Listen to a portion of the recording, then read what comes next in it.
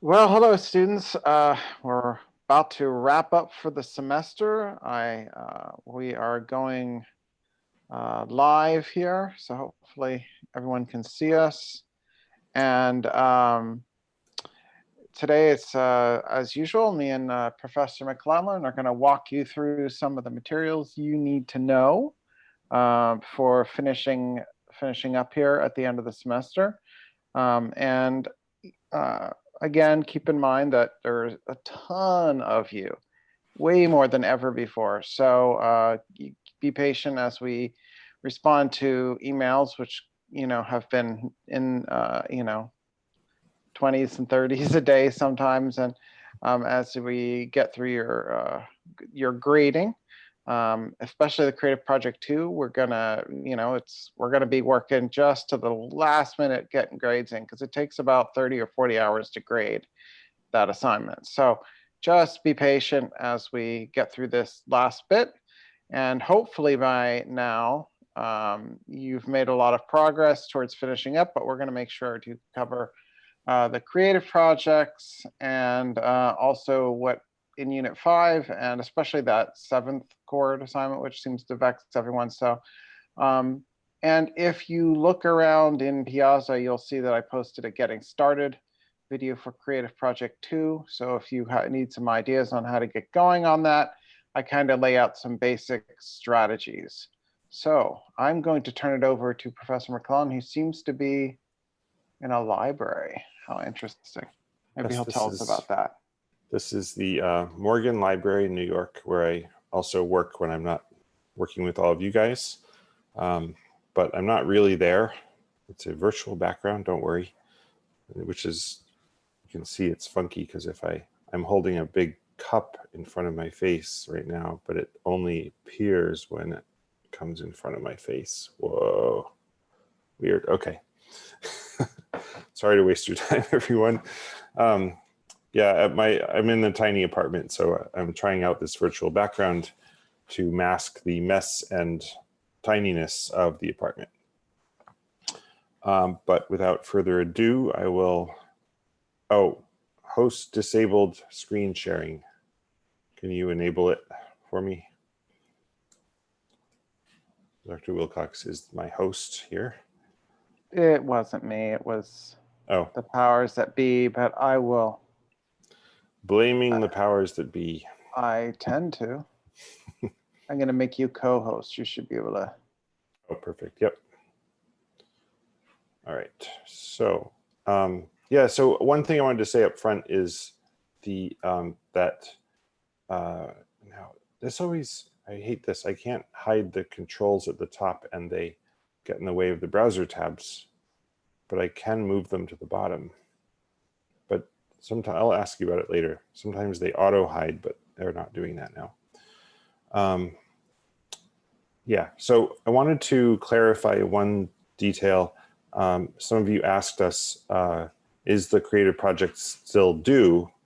We thought it was canceled. And the reason you may have thought that is quite understandable, that we did cancel the chord project, which appears in Unit 6, which we canceled the entire unit. And you could be easily forgiven for being confused because the creative project number 2 features chords, but is in fact a completely different thing. And it is very much still due as part of Unit 5. So that's what you see right here. We have our regular assignments and then creative project number 2. So let's jump in right here. Another thing I want to clarify, now I don't have my Flash installed, but, oh, whoops, don't need that. So I can't show you this right this second, but if you have Flash, then in this window, you'll see an option to notate your score using this special online tool that Dr. Wilcox designed, which actually may be convenient for some of you because you may not have access to a printer to print out staff paper, although you could always draw your own. Until about the year 1800, people would often draw their own, and they had these little 5-lined forget what they're called, but they were able to draw the staff. And the composer Stravinsky even had one that was adjustable to make different widths, but that's beyond the point here. The point is, if you want to use paper, as you did for Creative Project 1, you are welcome to, but you can also use this tool. So really whatever is more convenient for you. We've noticed that people using writing on paper people tend to do really well with it, and the scores tend to look really great. So feel free to do that, absolutely, but it's up to you. Most important of all is to read the Creative Project instructions, which, see, this is what keeps happening to me.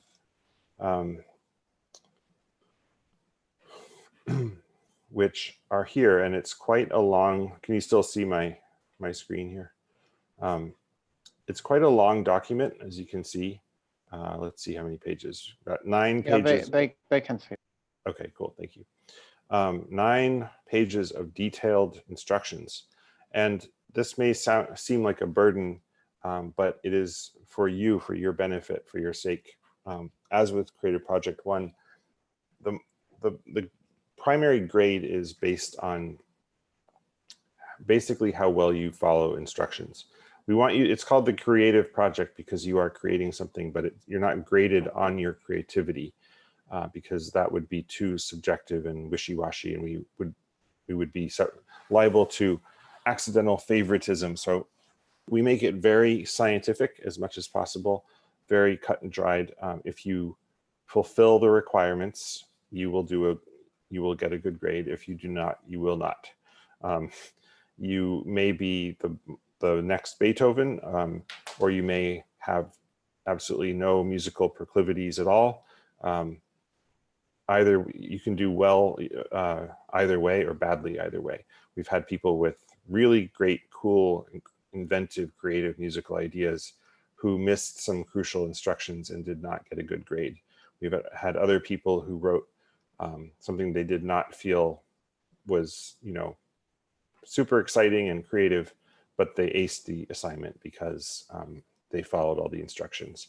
And so the instructions are laid out in detail here. I'm going to be using this poem of Mary Oliver. And then for each step, you have this breakdown. And so every little detail matters. A melody, 8 to 10 measures. Don't use a key signature. This one comes up a lot.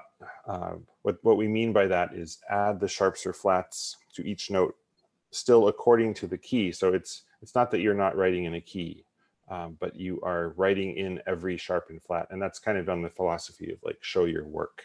We want to be able to see your thought process, and a key signature makes it too easy. So that might seem a little odd, but that's an important one that gets missed all the time. This one also gets missed constantly, start and end on the tonic. And then this is the part that gets missed. Second to last note should be the leading tone, dominant or supertonic. That's super important. And then this is the new element, is adding the chords below. And again, I've had several emails of people wanting to be creative. And I've said, for the most part, I've said it's okay as long as they mark that we had the conversation, because the assignment is to write a single whole note chord under in each bar on the bass clef. We don't want arpeggios. We don't want quarter note melody, counter melody. We don't want anything too interesting. We want these block chords in whole notes, or if you're in 3/4 time, they can be dotted half notes. And then again, there's some very specific instructions here, at least 3 triads in inversion and at least 1 7th chord, indicate the root note, all this stuff. So just, I'm not going to rehash all of it, but just read all of that in detail. And then of course the recording. Another point of potential confusion we've gotten is you may not have the musical skills to play melody and chords at the same time, and that is absolutely fine. Again, we're not asking, we don't require you to have those talents or skills walking into the course. So you can submit, and many people do this, 2 separate MP3 files. one with the chords only and the other with the melody only. And that means we won't hear the sort of the finished composition as such. We'll hear these sort of two chunks of it, but that's absolutely fine. The point for us is to be able to hear it clearly and understand what you did so that we can grade it clearly and easily. Then we have the analysis. And as before, this is the most important part of the assignment.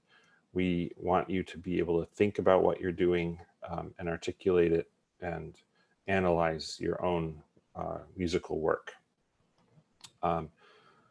Don't short shrift this. Sometimes we get a paragraph or a short paragraph or something, and it's clear that somebody didn't read the word requirement and of 700, 850 words.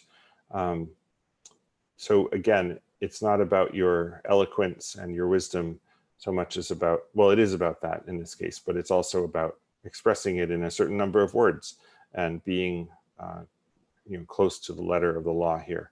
And what we would recommend actually is to, there's this grading rubric for the entire assignment at the end here with really detailed rubric, which is what we're going to be following when we grade these.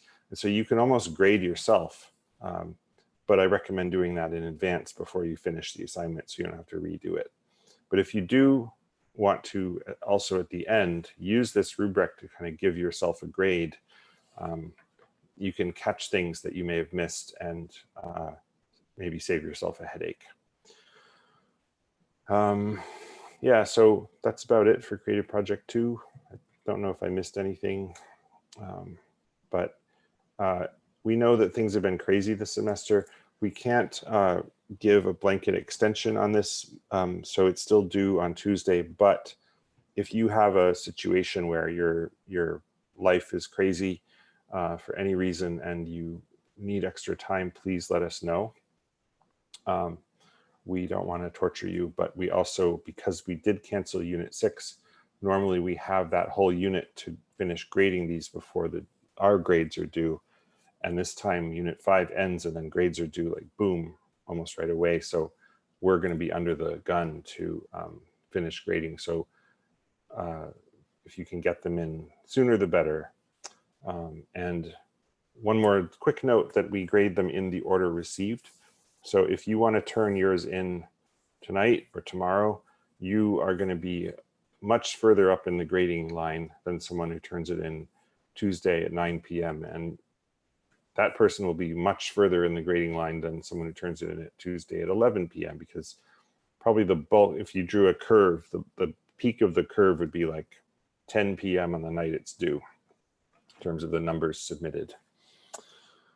Okay, that's a long explanation. Now let's go back and look at some of the assignments. We've got, I'll just jump right in. I'm going to go fairly quickly through because it's late and we're all tired and life is intense.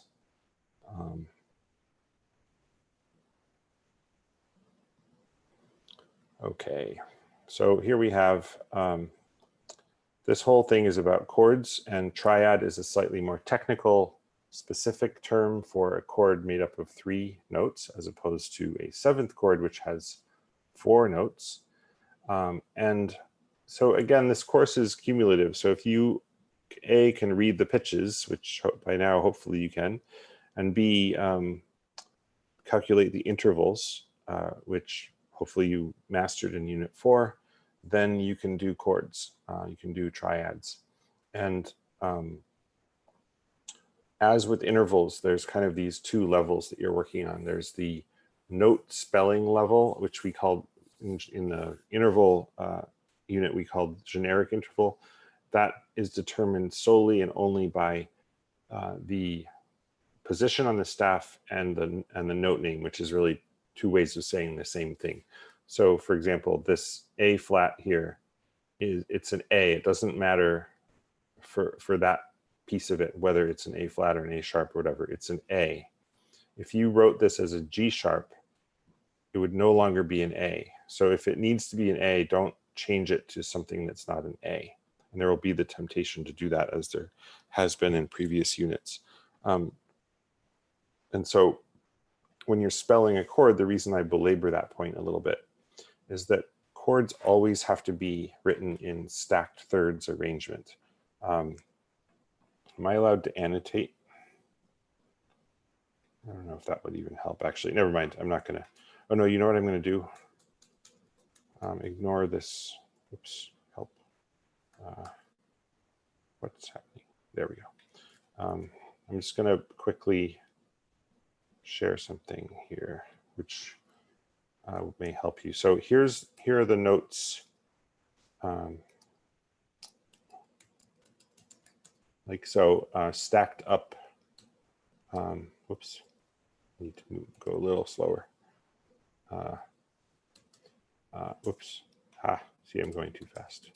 Anyway, so this is the 7 notes of the scale stacked in thirds. So in other words, there's every time you get to a note, there's a note that's been skipped.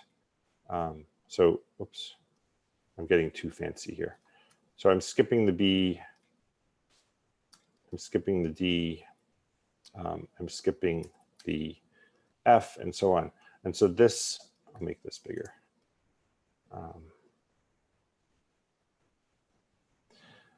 This row up here is the notes arranged in thirds, and any chord in this entire unit must fit in this pattern. So the chord that we're looking at here, FAC, fits right here. So when we get into inversions, that will also be important. But that's the generic or general way to identify and work with chords. The more specific way is the exact interval size, and so that's where you get into major and minor, augmented, diminished, and so you need to be really good on your identifying intervals of a third and their type. So for example, we have E to G to B flat. Those are all minor thirds, and then you need to know what that means about your chord. In this case, it's a diminished chord. So that's pretty straightforward. Then we get into identifying or helping to create the chord. So let me just scroll back. So first you have to identify the given triad, and then make the triad into what it is indicated here. So we don't know what this is yet, but we know that it's going to be and needs to be an augmented triad. So we have D to F natural to A, which currently is a minor chord. So we need to make the third into F sharp and the fifth into A sharp, so that we have 2 major thirds stacked up. And that's basically how you do that. We got one, I think there may be one error where there's a G flat that's incorrectly in our system. It's incorrect in our system as a G double flat. So just keep an eye out for that, and email us if you run into that. Then we get to the lesson on diatonic triads. This is how triads fit into the key. Just quickly show you that. Well, anyway, I'll jump to here's my favorite composer. And assignment 27. Oops.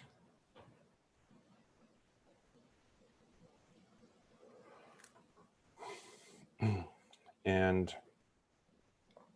so this is basically the same thing, but with key signatures, identifying the triad, and then with the added piece of identifying the harmonic function, which is based entirely and 100% on the root note of the chord. So it's basically like what you did in previous units, identifying the harmonic function of a note on the staff. You just need to know which note you're doing, and it's going to be the root note of the triad. So you need to be able to know what that is. And in all of these, it's the bottom note, because they're all written in that stacked thirds arrangement. But later with inversions, you'll need to do the extra step of figuring out what the root note is. So that one is pretty much like that all the way through. Keep in mind situations like in the minor where the leading tone is raised. Here we're in F minor. E is the leading tone because it's a semitone below the tonic of F. And there you have it. Then we get into assignment 28. This is where that chart I drew a moment ago, which, by the way, I credit to Dr. Wilcox for this little trick of the stacked thirds layout like that. It's very, very helpful. Yeah, so now we're going to get into inverted triads, and this is where we can do this. So let me give you an example. We have these notes which are not written in stacked thirds arrangement. So we need to identify what the chord is.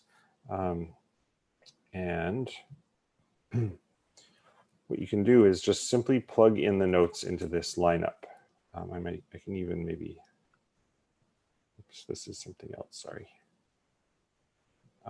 So we've got an E. I'm going to erase this and plug them in. So we've got, I'm going to write my E right here. And then I've got my G right here. And then I've got my C up here, let's say. So obviously not in the right position, but now we just need to move our C to a position in the pattern that makes it as close as possible. It makes the notes as close as possible. So I'm going to get rid of my C here and put it under this C over here. Oops. And now I've got my chord in that nice close arrangement on this pattern. And this tells me now I know what the root note is, and it's C. Let's do another one like that. And again, for that purpose, for the inversion, it does not matter what the sharps and flats are. It only matters what the note letter names and corresponding location on the staff are. So here's a good one. We've got a B. Put in my B right here. Doesn't matter for now that it's a B flat. I've got my D right there, and then I've got a G up here. So we do the same thing. We move our G to the next closest G down below, and we now have our close position, root position. We know that G is the root note, and then I forgot the other step, which is to figure out the inversion, which is which of the notes is lowest as it's written, and that was the B, and that's the third of the chord, the middle of the chord. So that means it's a first inversion chord. Let me do 1 second inversion in different clefs. So here we have G, the bottom, then we've got a C, whoops, and an E. So now we have to do it the other way. We move our G up to here, whoops. And now we've got, again, that root position. Turns out this is a C, E, G chord with the G was in the bass was the lowest note, which makes it a second inversion chord. And I think that's it for that one. Moving quickly so that we can let you good people go home soon and get to bed. Seventh chords are basically, if you can do triads, you can do seventh chords with an extra note.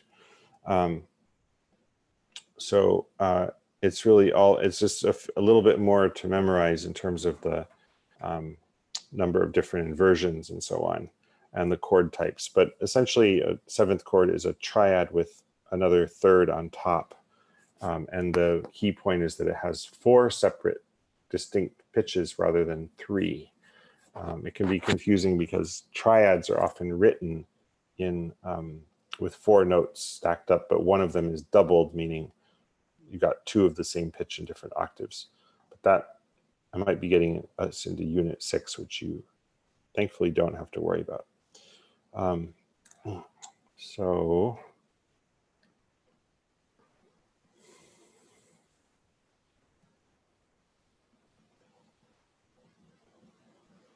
Right, so this is the same as before. You need to determine the, oh, right. You need to make these into dominant sevenths, which is the most common type of seventh. And so in this case, excuse me, a dominant seventh has a major third on the bottom, then a minor third, then another minor third. So you need to turn that. So the bottom one is G sharp. G sharp to B natural is a minor third, so you need to make the B into a sharp. And then to keep the minor third B to D, you need to make a sharp on the D. And then to keep a minor third from D to F, you need to sharp on the F. So you're going to need sharps all the way up and down in that case. So that's basically how you do that. Just make sure you're solid on what a dominant seventh chord looks like and what intervals are in it. Then same thing for the diminished seventh chord, which has all minor thirds. It's kind of if you get a chance to play one on the piano, it's kind of a funky, cool chord.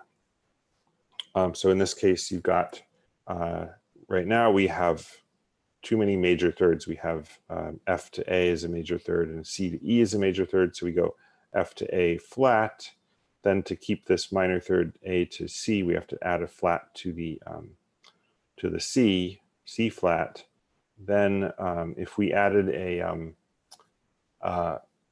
flat to the E, it would still be a major third C flat to E flat. So we have to add a double flat to the E. So that's funky right there.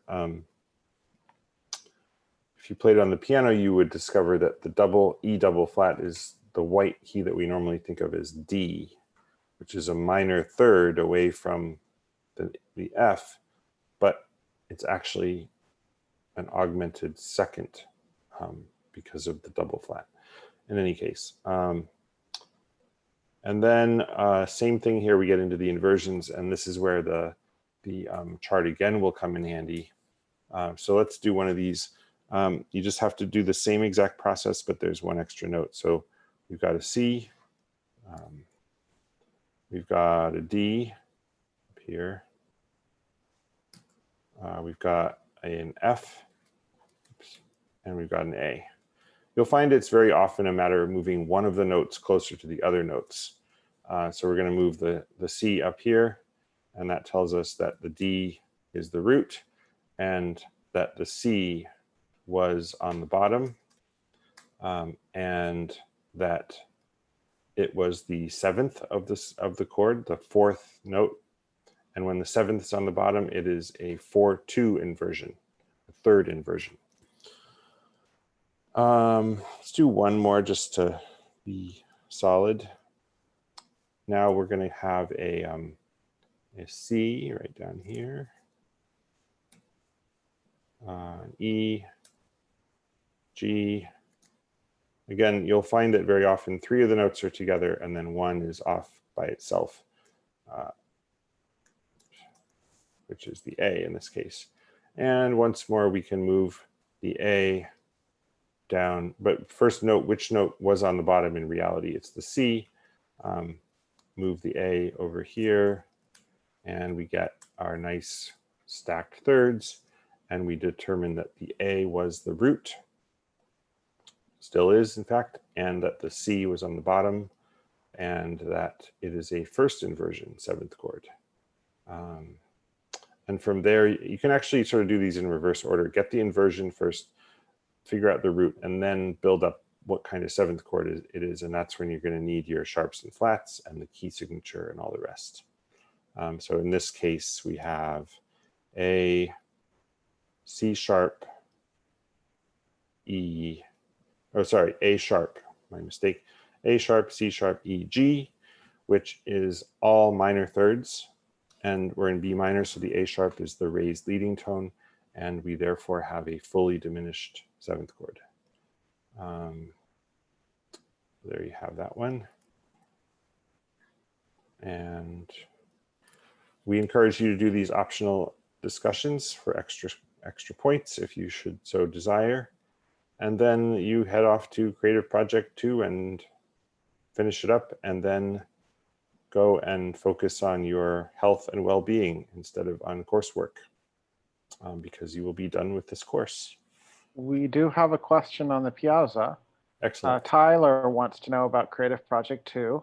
When Yes. identifying the quality of your seventh chord, would B7 be considered major overall, or would it be minor because of the dominant seventh chord uses a minor seventh?